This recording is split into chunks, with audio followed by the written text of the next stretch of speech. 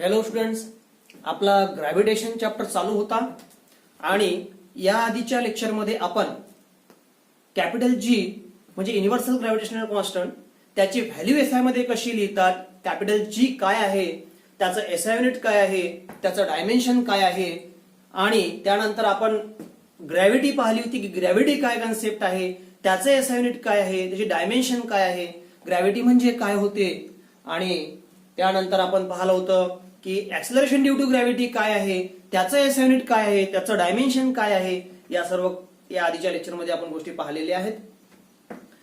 तर आज आपण पोहोचलेलो आहोत ऍक्सलरेशन ड्यू टू ग्रॅव्हिटीचं एक्सप्रेशन आपण पाहणार आहोत. ऍक्सलरेशन ड्यू टू ग्रॅव्हिटीचं एक्सप्रेशन काय आहे, ओके, म्हणजे कुठला फॉर्म्युला ऍक्सलरेशन ड्यू टू ग्रॅव्हिटीचा ते आपल्याला या ठिकाणी डिराईव्ह करायचं आहे. बघा, परंतु ऍक्सलरेशन ड्यू टू ग्रॅव्हिटी हा कन्सेप्ट मी आधीच्या लेक्चरला सांगितला होता. आपण जे स्टेप बाय स्टेप जात असतो त्यावरती आपल्याला काही प्रश्न उपस्थित होत असतात आणि तो प्रश्न मी या ठिकाणी लिहिलेला आहे. आज कुठला प्रश्न तयार होतो आहे बघा, ग्रॅव्हिटी पर्यंत, ऍक्सलरेशन ड्यू टू ग्रॅव्हिटी पर्यंत आपण आलेलो आहोत. आपल्याजवळ आज प्रश्न तयार झालेला आहे. Obtain an expression for acceleration due to gravity on the earth surface.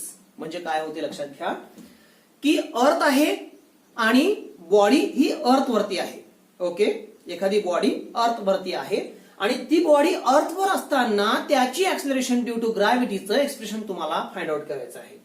Okay, on what factor does it depends. ती जी म्हणजेच ही सपोज अर्थ आहे आणि ही एक बॉडी आहे.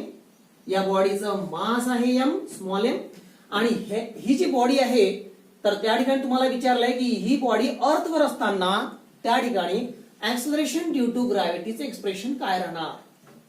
ठीक आहे, आणि हे ऍक्सलरेशन ड्यू टू ग्रॅव्हिटी हे अर्थचं मास आणि हे बॉडीचं मास तर कुठल्या गोष्टीवरती डिपेंड असणार आहे हे सुद्धा तुम्हाला या ठिकाणी विचारलेलं आहे. आपण या ठिकाणी सर्व डायग्राम वगैरे पण काढणार आहोत आणि स्टेप बाय स्टेप तुम्हाला समजेल, लक्षात ठेवा. नंतर तुम्हाला म्हटलेलं आहे hence obtain an expression for acceleration due to gravity in terms of mean density of the earth. In terms of mean density acceleration due to gravity काय असेल, in terms of mean density acceleration due to gravity काय असेल हे पण तुम्हाला find out करायचं आहे. ठीक आहे, तर चला बघूयात. मग या ठिकाणी मी एक छोटी डायग्राम काढतो आहे. ही अर्थ आहे, हे अर्थचं सेंटर आहे, ही झाली अर्थची रेडियस. ओके, ही झाली अर्थची रेडियस. ही अर्थ, हे अर्थची रेडियस आणि या अर्थ सरफेस वरती एक बॉडी आहे. ठीक आहे, या अर्थ सरफेस वरती ही बॉडी आहे, कुठलीही बॉडी कन्सिडर करा.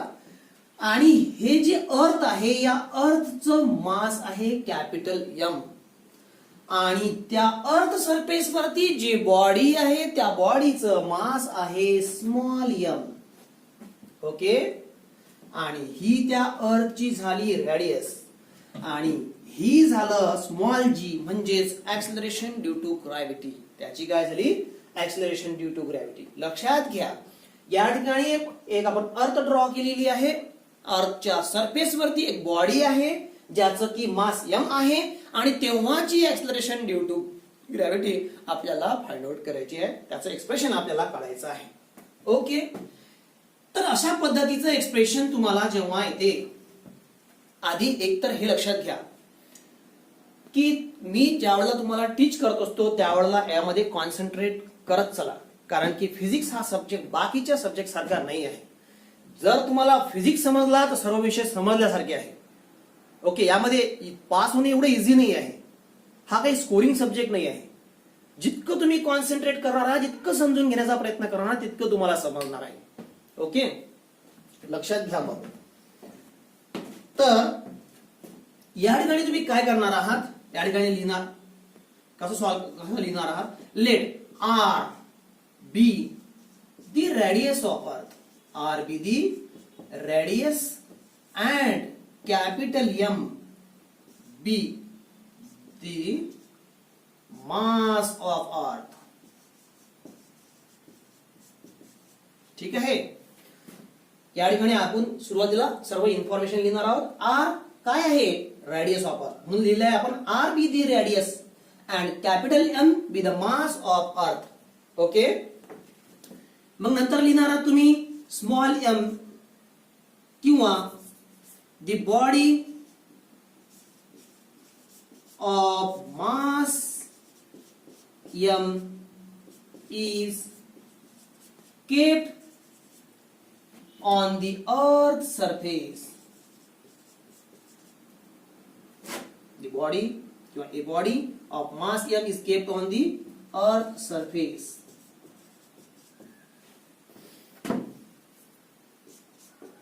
A body of mass m is kept on the earth surface. अर्थ वरती m एवढं वस्तुमान असलेली बॉडी ठेवलेली आहे. ठीक आहे. आता आपल्याला काय काढायची आहे, ऍक्सलरेशन ड्यू टू ग्रॅव्हिटी. लक्षात घ्या, अर्थच्या सरफेस वरती बॉडी ठेवलेली आहे. ऍक्सलरेशन ड्यू टू ग्रॅव्हिटी आपण कशा पद्धतीने फाइंड आउट करणार आहोत. तर अर्थच्या सरफेस वरती बॉडी ठेवली आहे, ही अर्थ आहे, म्हणजेच या बॉडीवरती अर्थ काय करते, ग्रॅव्हिटेशनल फोर्स एक्झर्ट करते. ओके. काय करते, अर्थच्या सरफेस वरती ही बॉडी ठेवलेली आहे, अर्थ त्या बॉडीवरती ग्रॅव्हिटेशनल फोर्स एक्झर्ट करते. Okay. The force exerted by the earth on body, the force exerted by the earth on a body, कुठला फोर्स एक्झर्ट करते, ग्रॅव्हिटेशनल फोर्स एक्झर्ट करते. ओके. म्हणून या ठिकाणी आपण ही गोष्ट लिहिणार आहोत, कारण की हे झालं त्या दोघां बॉडी मधलं आणि अर्थ मधलं रिलेशन. ओके. बॉडी अर्थ वर ठेवलेली आहे, अर्थ त्या बॉडीवरती ग्रॅव्हिटेशनल फोर्स एक्झर्ट करते, म्हणून या ठिकाणी लिहिणार आपण the force exerted by the earth, the force exerted by the earth on a body. आणि कुठला फोर्स एक्झर्ट करते, ग्रॅव्हिटेशनल फोर्स. आणि ग्रॅव्हिटेशनल फोर्स काय आहे आपण आधी पाहिलेला आहे. न्यूटनने सांगितलं होतं F is equal to G capital M small M upon R square. ठीक आहे. किंवा capital G M1 into M2 upon R square. या आधीच्या झालेल्या लेक्चरमध्ये, फर्स्ट लेक्चरमध्ये जेव्हा चॅप्टर सुरू केला होता तेव्हा तुम्हाला सांगितलेलं आहे. सांगत असताना हे सुद्धा सांगितलं होतं की G M1 into M2 upon R square म्हणजे G capital M into small M upon R square. यामध्ये जी काय असतो, universal gravitation constant. Capital M काय असतो, मास ऑफ अर्थ. आणि स्मॉल एम काय असतो, the mass of body. It is kept on the earth surface. R म्हणजे काय, रेडियस ऑफ अर्थ. ओके. बघा तर मग या बॉडीवरती फोर्स एक्झर्ट करत आहे अर्थ. तो फोर्स आहे F is equal to G M M upon R square. याला आपण इक्वेशन फर्स्ट म्हणूयात. ओके. मग न्यूटनचा सेकंड लॉ काय होता. आता न्यूटनचा सेकंड लॉ आपण का बरं घेत आहोत या ठिकाणी, कारण की बॉडी अर्थ सरफेस वरती आहे, दोघांमध्ये रिलेशन बघायचं आहे आपल्याला. म्हणून आपण काय केलंय की अर्थने यावरती फोर्स अप्लाय केला आहे, अर्थचं काम या ठिकाणी झालं. आता पुढे काय होते बघा, न्यूटन सेकंड लॉ काय म्हणतो, rate of change of movement of body is directly proportional to applied force. म्हणजेच by Newton's second law of motion. न्यूटनचा सेकंड लॉ काय म्हणतो, by Newton second law of motion force is equal to mass into acceleration. Force is equal to mass into acceleration. Acceleration म्हणजे कोणतं रे, जे body मध्ये produce होते. Okay. जे body मध्ये प्रोड्यूस होत असते, बॉडी मध्ये प्रोड्यूस झालं ऍक्सलरेशन, पण ते कोणामुळे झालं, अप्लाइड फोर्स झाल्यामुळं. म्हणजे अर्थने त्या बॉडीवरती फोर्स अप्लाय केल्यामुळं. जर बॉडीने फोर्स अप्लाय केल्या, म्हणजे अर्थनी त्या बॉडीवरती फोर्स अप्लाय केला आणि त्यामुळे त्यामध्ये ऍक्सलरेशन प्रोड्यूस झालं. मग बॉडीनी म्हणजे बॉडीमध्ये ऍक्सलरेशन प्रोड्यूस झालं, अर्थनी फोर्स अप्लाय केल्यामुळं. अर्थनी फोर्स अप्लाय करते म्हणजे अर्थ काय करते, ग्रॅव्हिटी. अर्थ काय अप्लाय करते, ग्रॅव्हिटी. म्हणून बॉडीमध्ये काय प्रोड्यूस झालं, ऍक्सलरेशन. म्हणजेच काय होते, acceleration produce in a body due to gravity. Now that's why it's called as acceleration due to gravity. म्हणून त्याला काय म्हणतात, ऍक्सलरेशन ड्यू टू ग्रॅव्हिटी. एक सिंपल ऍक्सलरेशन आहे का, बॉडी मध्ये प्रोड्यूस झालं ऍक्सलरेशन आणि कोणामुळे, अर्थनी फोर्स अप्लाय केलाय. ओके, म्हणूनच आपण याला F is equal to m into small G असे सुद्धा म्हणू शकतो. m into small G, acceleration due to gravity. याला इक्वेशन 2 म्हणा. ओके, बघा या ठिकाणी आपल्याला इक्वेशन 2 मिळालेले आहेत. एक इक्वेशन तुम्हाला मिळालेलं आहे F is equal to GMM upon R square. दुसरं इक्वेशन तुम्हाला मिळत आहे F is equal to m into G. म्हणजे याचा अर्थ असा होतो की A is equal to B आणि A is equal to C, A is equal to B, A is equal to C, म्हणजे रे B is equal to C, म्हणजे B is equal to C. मग इक्वेशन 1 आणि 2 वरून तुम्ही काय सांगणार आहात? तुम्हाला या ठिकाणी F is equal to GMM upon R square मिळालेला आहे, या ठिकाणी F is equal to m into G मिळालेला आहे. मग तुम्ही फ्रॉम इक्वेशन 1 आणि 2 वरून काय म्हणणार आहात? फ्रॉम इक्वेशन 1 and 2 वरून काय बोलणार आहात? m into G is equal to G capital M small m upon R square असं म्हणणार आहात. यामध्ये बघा, m म्हणजे mass of the body, g म्हणजे acceleration due to gravity. m म्हटलं म्हणजे त्या बॉडीचं मास, या बॉडीचं मास, आणि त्यामध्ये प्रोड्यूस झालेली acceleration due to gravity. Okay, इथे सुद्धा m म्हणजे मास ऑफ बॉडी, हा स्मॉल m या ठिकाणी कट होईल. Small m get cancel. Then here we have to get the small g is equal to capital G capital M upon R square. Okay, तर तुम्हाला काय मिळालेलं आहे? स्मॉल g ची value small g is equal to GM upon R square. Small g is equal to GM upon R square हा झाला acceleration due to ग्रॅव्हिटीचा formula, acceleration due to ग्रॅव्हिटीचं एक एक्सप्रेशन छोटं. Small g is equal to GM upon R square. पहा, लक्षात घ्या, हे जे तुम्हाला मिळालेलं आहे या ठिकाणी स्मॉल g पण दिसतो आहे की ज्याला आपण एक्सलरेशन ड्यू टू ग्रॅव्हिटी म्हणत असतो. या ठिकाणी तुम्हाला कॅपिटल G पण दिसतो आहे की ज्याला आपण युनिव्हर्सल ग्रॅव्हिटेशनल कॉन्स्टंट असे म्हणतो. म्हणजे या एक्सप्रेशन मध्ये, या फॉर्म्युल्यामध्ये स्मॉल g आणि कॅपिटल G दोन्ही दिसतात. म्हणजेच तुम्हाला हा प्रश्न फिरून सुद्धा विचारला जाऊ शकतो. Okay, state the relationship between acceleration due to gravity आणि universal gravitational constant. Acceleration due to gravity आणि युनिव्हर्सल ग्रॅव्हिटेशनल कॉन्स्टंटचं एक्सप्रेशन तुम्हाला डिराईव्ह करायला विचारलं तरी सुद्धा हे असंच लिहायचं. त्याचं सुद्धा आन्सर हेच राहील, फक्त प्रश्न वेगळा दिसेल तुम्हाला, परंतु आन्सर सुद्धा तेच राहणार आहे. ठीक आहे, तर बघा, तुम्हाला प्रश्न विचारला होता obtain an expression for acceleration due to gravity on the earth surface. Earth surface वरची एक्सलरेशन ड्यू टू ग्रॅव्हिटी तुम्हाला मिळालेली आहे. नंतर तुम्हाला म्हटलेलं आहे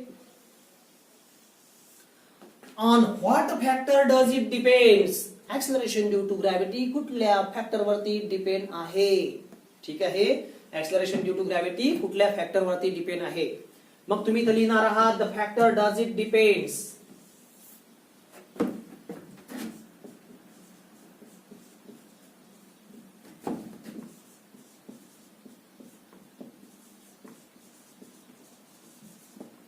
बघा, एक्सलरेशन ड्यू टू ग्रॅव्हिटी कोणत्या फॅक्टर वरती डिपेंड आहे? एक्सलरेशन ड्यू टू ग्रॅव्हिटीच्या फॉर्म्युल्यामध्ये तुम्हाला काय काय दिसते हे लक्षात घ्यायचं. काही प्रत्येक गोष्ट पाठ करायची नसते.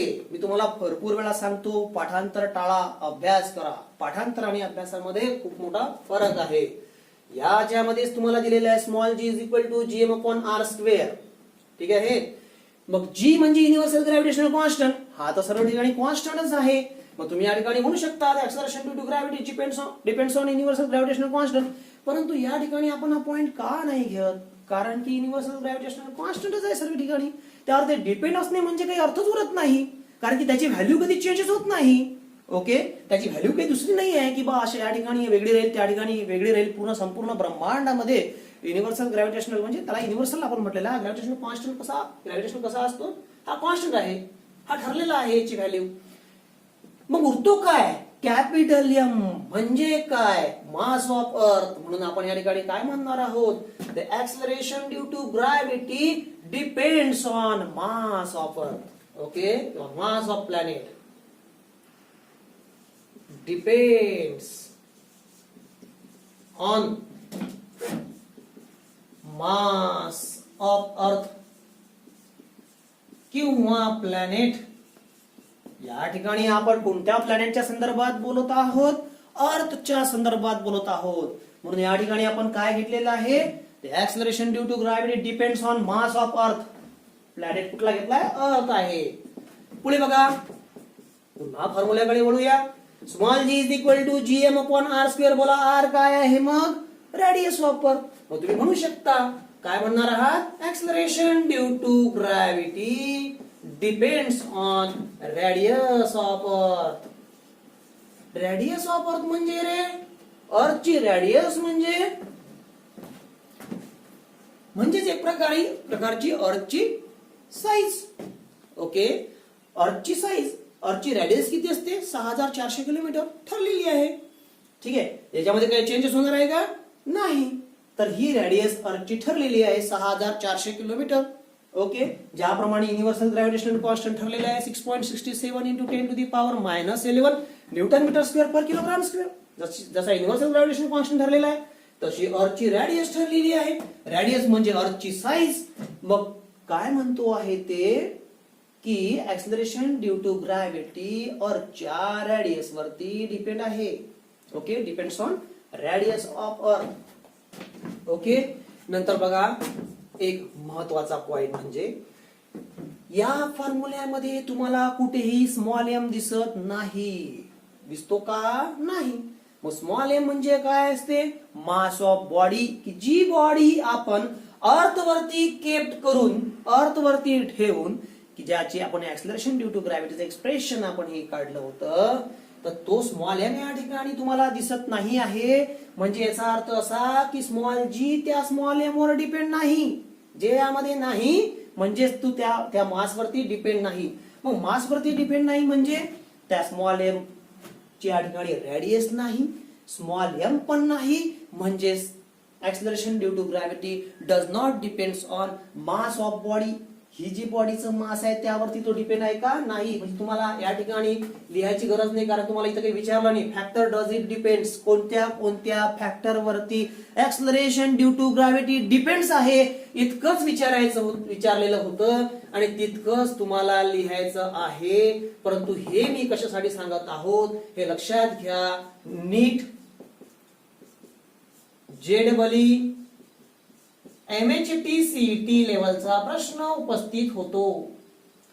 त्यामध्ये तुम्ही काय करणार आहात हे लक्षात घ्या. हे शिकत असतानाच हेच फाउंडेशन असते, याच फाउंडेशन वरती प्रश्न उपस्थित होत असतात. तर ऍक्सलरेशन ड्यू टू ग्रॅव्हिटी कशावरती डिपेंड नाही? Mass of body. Acceleration due to gravity does not depends on mass of body. बॉडीच्या मास वर डिपेंड नाही. दुसरी गोष्ट, shape and size of body. बॉडीच्या शेप अँड साईज वरती सुद्धा ती acceleration due to gravity depend नाही. ओके, तर या ठिकाणी आपण इथपर्यंत आलेलो आहोत. ठीक आहे, बघा त्यांनी तुम्हाला सांगितलं what factor does it depends. इथपर्यंत आपण आलेलो आहोत, इथपर्यंत आपण पाहिलेलं आहे. तुम्हाला ते दिसत आहे? हे दिसत नव्हतं. बघा अशी, बघा लक्ष द्या. या ठिकाणी आपण इथपर्यंत आलेलो आहोत. या पुढे बघा, hence obtain an expression for acceleration due to gravity in terms of mean density of the earth. Okay, या ठिकाणी तुम्हाला आपण what factor does it depend पर्यंत पोहोचलेलो आहोत. Hence obtain an expression for acceleration due to gravity in terms of mean density of the earth. नंतर तुम्हाला या ठिकाणी expression for acceleration due to gravity in terms of mean density विचारलेलं आहे. In terms of mean density. Mean density म्हणून तुम्ही लिहिणार आहात acceleration due to gravity in terms of mean density. In terms of mean density. मग तुम्ही काय करणार आहात? Acceleration due to gravity in terms of mean density.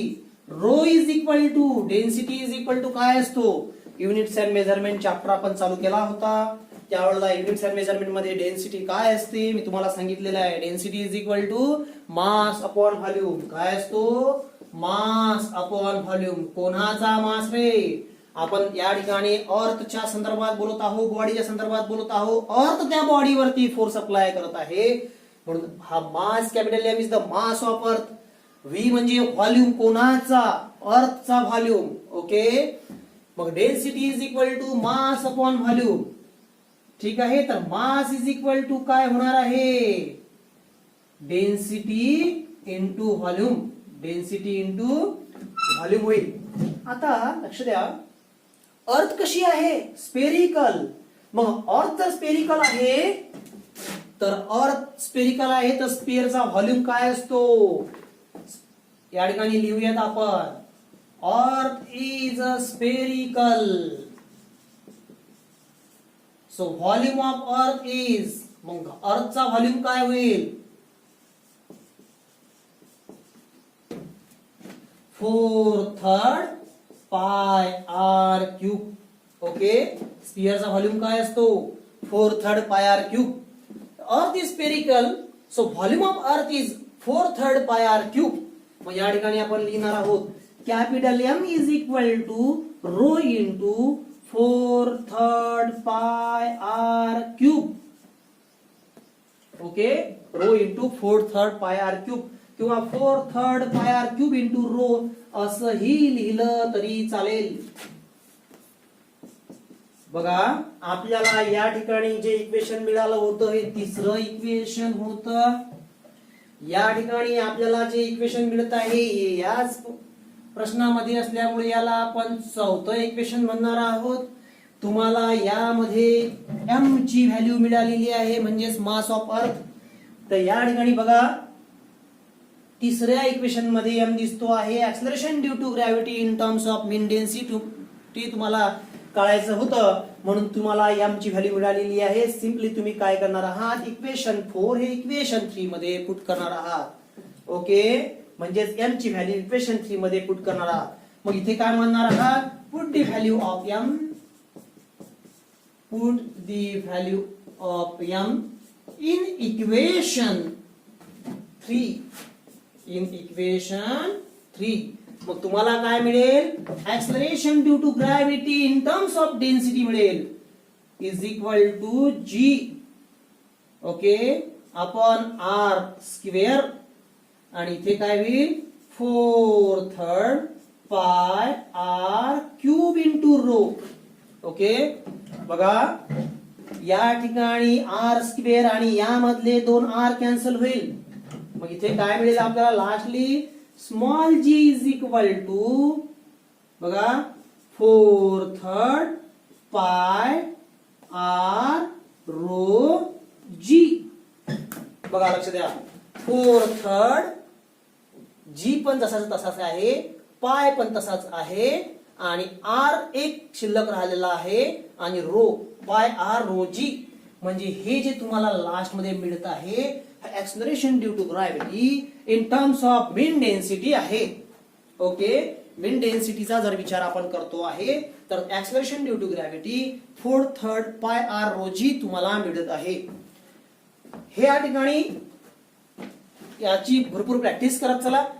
तुम्हाला ह्याच फॉर्म्युल्याचा यूज करून एक्झाम प्रॉब्लेम सॉल्व्ह करायचे असतात. Okay, acceleration due to gravity जर फाइंड आउट करायला विचारलेली आहे तर जी ची व्हॅल्यू कॉन्स्टंट आहे, एम ची व्हॅल्यू मास ऑफ अर्थ ही कॉन्स्टंट असते, रेडियस ऑफ अर्थ तर direct acceleration due to gravity आपल्याला मिळेल 9.8 metre per second square. Okay, परंतु जर तुम्हाला सपोज स्मॉल जी जर फाइंड आउट करायचा असेल आणि काही व्हॅल्यू दिलेल्या आहे प्रॉब्लेम मध्ये, तर तुम्हाला या ठिकाणी याचा यूज करून स्मॉल जी पण फाइंड आउट करता येते. या ठिकाणी acceleration in terms of mean density पण तुम्हाला काढता येते. ओके, तर हा असा प्रश्न होता. आज एवढंच तुम्हाला समजणं गरजेचं आहे. 11वीच्या विद्यार्थ्यांसाठी तुमच्यासाठी एवढं मोठं एक्सप्रेशन हे पहिल्यांदाच झालेलं असेल, त्यामुळे तुम्हाला काहीतरी भारी असं वेगळं काहीतरी वाटू नये, त्यामुळे आपण यानंतरचं जे एक्सप्रेशन आहे ते याहीपेक्षा मोठं असेल, म्हणून आपण या ठिकाणी थांबूयात. याची प्रॅक्टिस करा. तुम्हाला काही अडचणी येत असेल तर मला विचारा.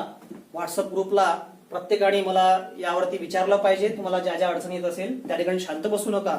जर तुमच्या मनामध्ये जर कधी कुठला प्रश्न उपस्थित होत असेल आणि तुम्ही जर त्या ठिकाणी जर शांत राहिले तर मग तो प्रश्न म्हणजे तो घर करून राहतो आणि तो खूप मोठा होतो. तो मोठा होता कामा नये, कारण की तो प्रॉब्लेम्स क्रिएट करत असतो. ओके, तर तुम्हाला काही अडचण येत असेल तर नक्कीच व्हॉट्सअप ग्रुपला विचारा. तर आपण या ठिकाणी थांबूया. धन्यवाद.